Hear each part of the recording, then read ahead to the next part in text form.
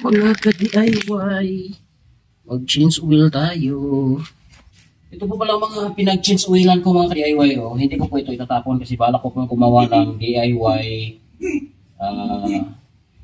kalan Dios oil. Ayan. Kaya iipunin ko po ito. Ito dalawa na. Kaya ilagay ko po ito dito sa malaking sisidlan kasi gagamitin ko po ito. Tatabasan ko dito. I-cut natin ito. Kasi mag-change oil tayo ngayon. Gawin natin yung pangsalo sa oil na ED3 natin. Ayan. Kaya, i-ano natin ito. Ilagay natin dito sa malaking sisidlan. Ito lang gagamitin natin ano. Ano ba tawag nito sa Tagalog ba? Budo. Budo? Budo pa rin ba ito? O sige, budo kung budo. DIY ang budo. DIYers tayo eh. Pati yung budo, DIY na rin. Namin na tayo. Use oil. Tagal ito maubos sa mga DIY kapag magagawa tayo ng DIY kalan use oil. Lagay ko na ito dito lahat. Iipunin ko talaga.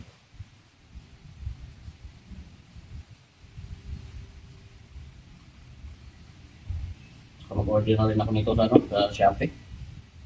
Kasi mahal na ngayon dito sa sa Shell, sa gas station, mahal na.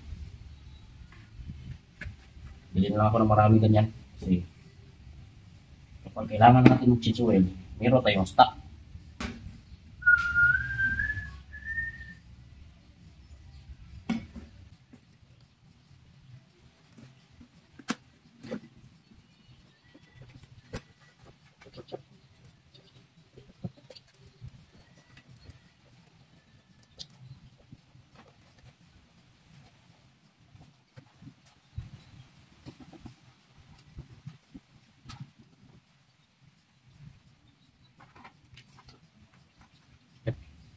Ito yung pangsalok natin doon sa galing.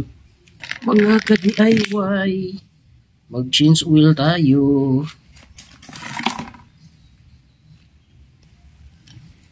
Ano natin, i-center stand natin para ano ba? Level po yung oil niya.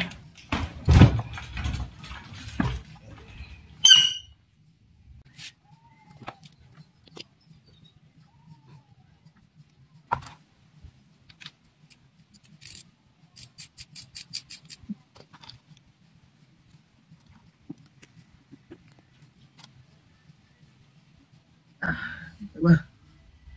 Bilisan mo.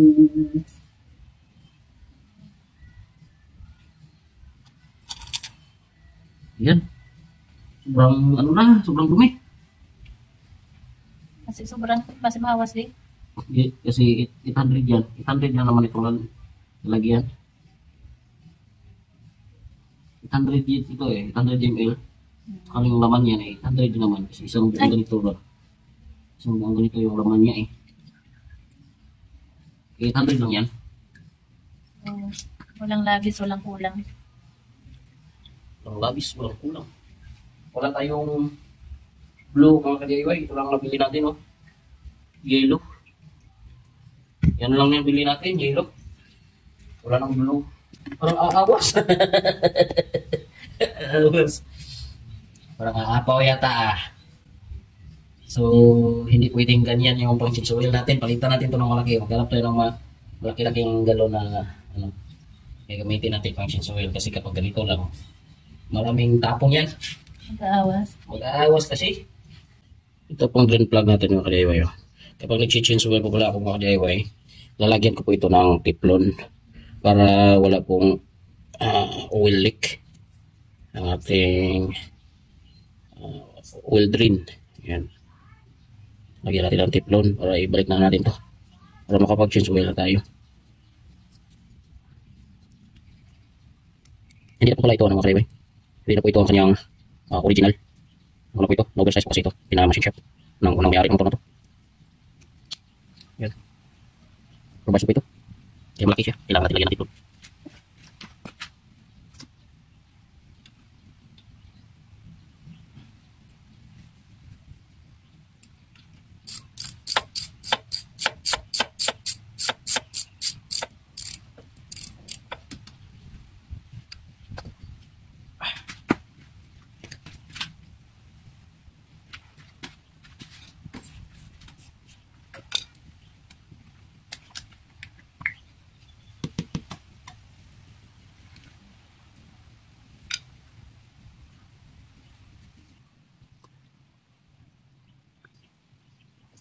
Mami, hiram ng panglas, be.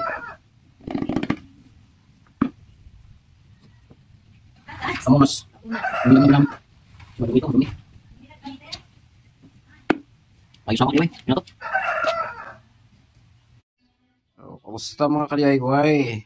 For today's video, ang i-DIY na naman po natin, ito namang magpapalit po tayo ng anong tawag nito sa inyo, mga ka-DIY? Brake master ng ating motorsiklo. Ayan. Papalitan natin. Nabili ko po ito mga ka-DIY sa B&K sa may Lacson Street. Original daw ito, sabi niya. So tiningnan ko nga, parang maganda din naman ang quality niya. At dito mayroon pang sealed, naka-sealed pa dito. Okay, ito lang po ang seat niya. Wala po siya kasamang bolt. Wala siya kasamang bolt para i-mount natin doon sa manubila natin. Kaya yung luma, yun lang ang gagamitin natin. Papalitan natin to mga ka-DIY kasi tingnan nyo, para sa ating safety. Ayan, ito kung mapapansin nyo, ayan, malabas na naman ang kanyang oil. Maya maya lang ako nagpapalit nito ng repair kit. Ilang bisis na kasi replacement po kasi ito. Kaya nainis na ako, bumili ako kahapon ng stock. Hindi naman ibig sabihin na kapag replacement ay pangit na, no? Pero yun lang, palit ka ng palit. Mura lang din naman, pero mas mas prefer ko na yung stock talaga. Ibalik ko po dito. Ayan, at saka palitan na din natin itong brake hose na to. Ayan, brake tool na. Para isang na lang, isang trabaho na lang. Papalitan natin to.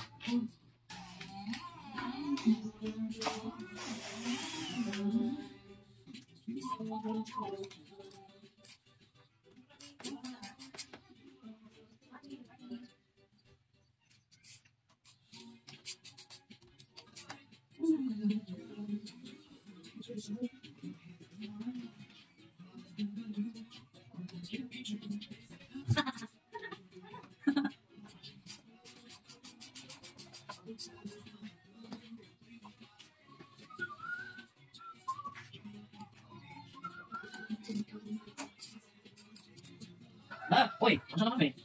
Sige ka, bibig ko yan. Ano, nagyos ko dito?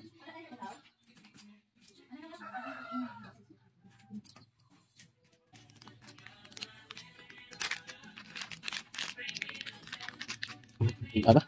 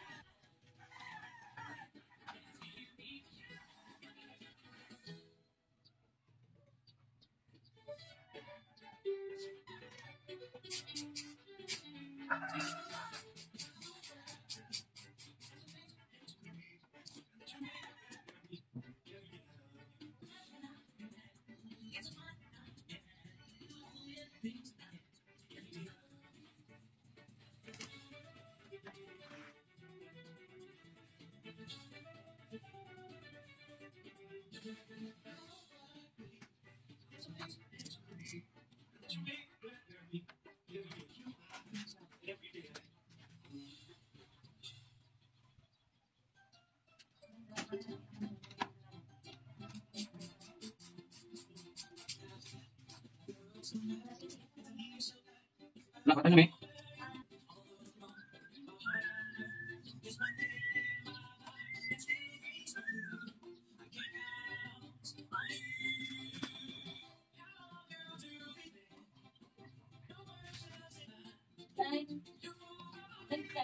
Semangat ini. Mau mat ba? Mau nangkiban oh.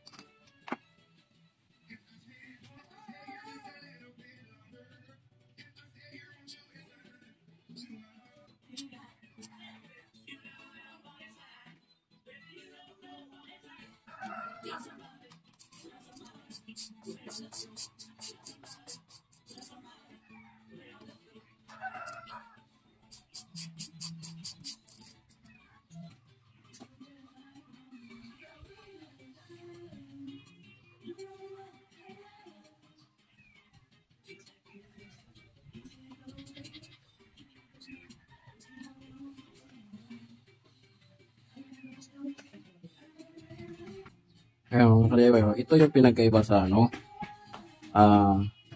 original ito. Meron siyang lock dyan. Ayan. Makita nyo yan. Yung replacement kasi walang ganyan. Ito. Yan. Ano yan? Harang yan sa oil na tumatalsik. Pakyat kapag mag-brake tayo. Ganyan. Magbumba kasi siya ng oil. At merong lalabas dito. Ganyan. Kaya yan po ang kanyang harang. Para hindi dito. Hindi po siya umakyat dito sa taas. May tendency na mag-leak dito. Yung mga oil. Ito yung kagandahan sa original, sa stock, compare doon sa replacement.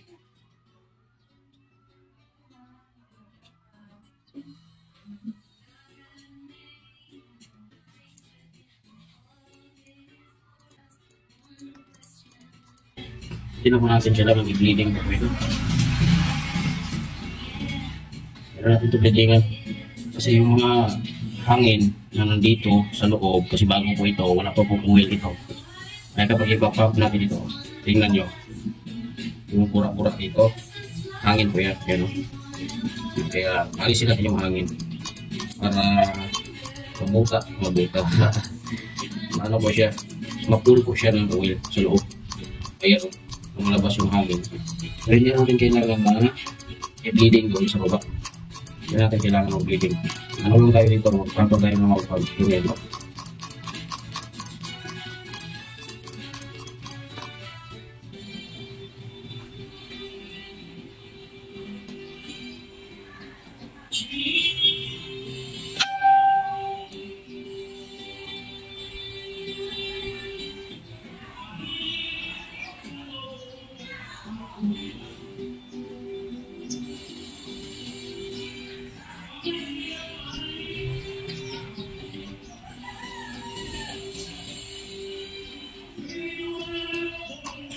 Bago na.